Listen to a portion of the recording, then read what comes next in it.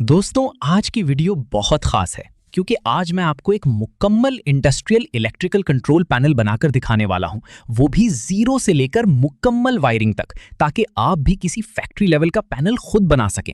अगर आप पीएलसी और सेंसर्स की वायरिंग समझना चाहते हैं या अगर आपको वीएफडी, रिले और कॉन्टैक्टर्स का प्रैक्टिकल कनेक्शन नहीं आता, तो आज की ये वीडियो आपके लिए गेम चेंजर होने वाली है।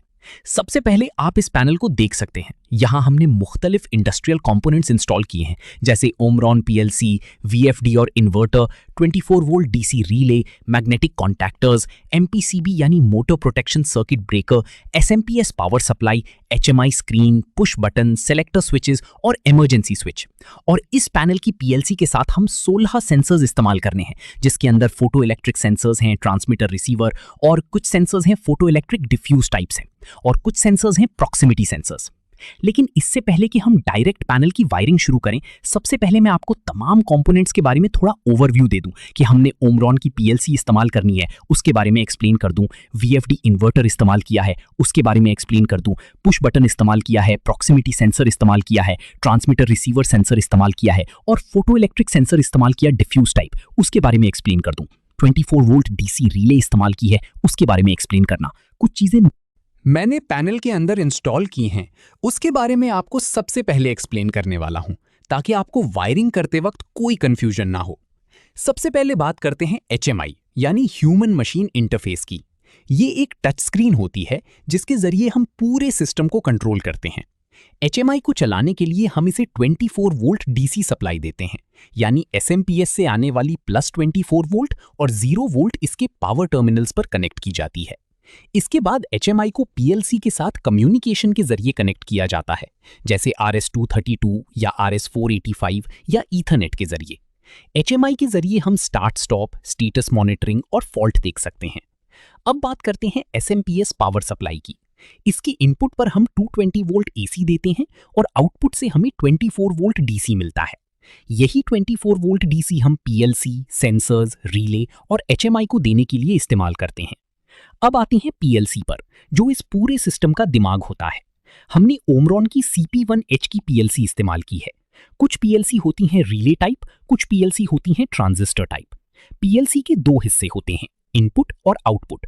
इनपुट पर हम सेंसर्स और स्विचेस कनेक्ट करते हैं, जबकि आउटपुट से हम रिले और कॉन्टैक्टर को कंट्रोल करते हैं।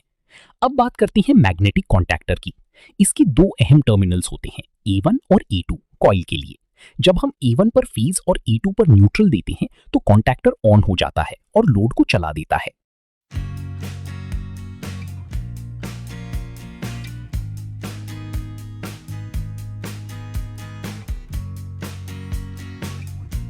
इसी तरह एमपीसीबी यानी मोटर प्रोटेक्शन सर्किट ब्रेकर इस्तेमाल किया जाता है मोटर की प्रोटेक्शन के लिए, ताकि ओवरलोड या शॉर्ट सर्किट की सूरत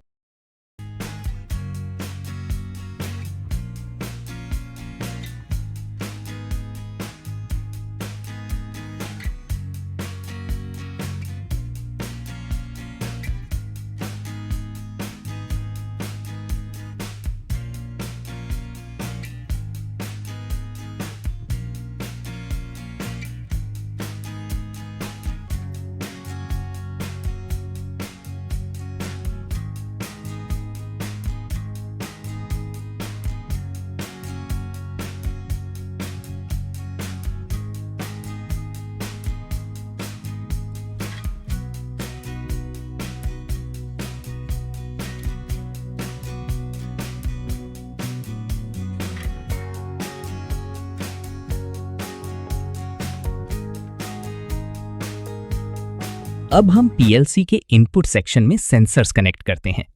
3 वायर सेंसर में brown plus 24 volt, blue 0 volt और ब्लैक आउटपुट होती है।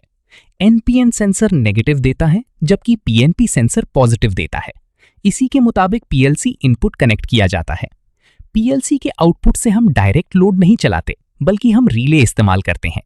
आउटपुट रिले को ऑन करेगा और रिले के NO और NC पॉइंट्स के जरिए हम लोड को कंट्रोल करेंगे। अब हम रिले के जरिए मैग्नेटिक कॉन्टैक्टर्स को ऑन करेंगे। रिले के कॉमन पॉइंट पर हम फेज देते हैं। रिले के NO पॉइंट से वायर लेकर कॉन्टैक्टर की कॉइल A1 पर देते हैं और A2 पर न्यूट्रल कनेक्ट करते हैं। जैसे ही पीएलसी आउटपुट ऑन होगा, रिले ऑन होगा और कॉन्टैक्टर भी ऑन हो जाएगा। अब हम VFD को कनेक्ट करते हैं। VFD हमें मोटर की स्पीड कंट्रोल, सॉफ्ट स्टार्ट और प्रोटेक्शन फराहम करता है। इसमें इनपुट पर 3 फेज सप्लाई दी जाती है, आउटपुट मोटर को जाती है और कंट्रोल PLC या रिले के जरिए किया जाता है। अब आते हैं HMI पर, जहां से हम पूरे पैनल को कंट्रोल करते हैं।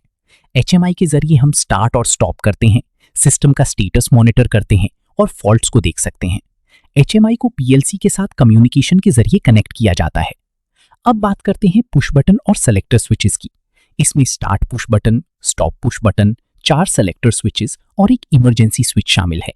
इमरजेंसी स्विच हमेशा सीरीज में लगाया जाता है ताकि किसी भी इमरजेंसी में फौरन तौर पर सिस्टम को बंद किया जा सके।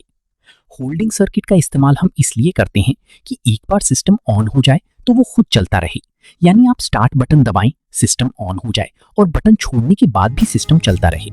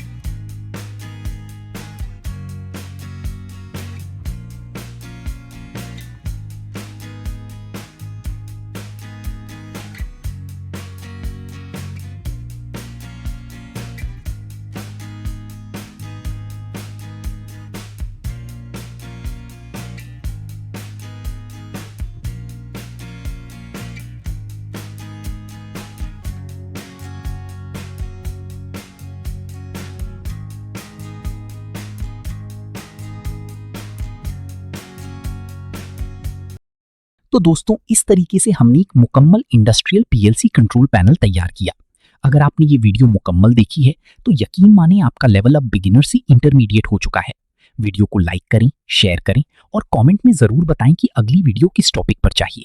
और अगर आपने अभी तक चैनल को सब्सक्राइब नहीं किया तो लाजमी सब्सक्राइब करें।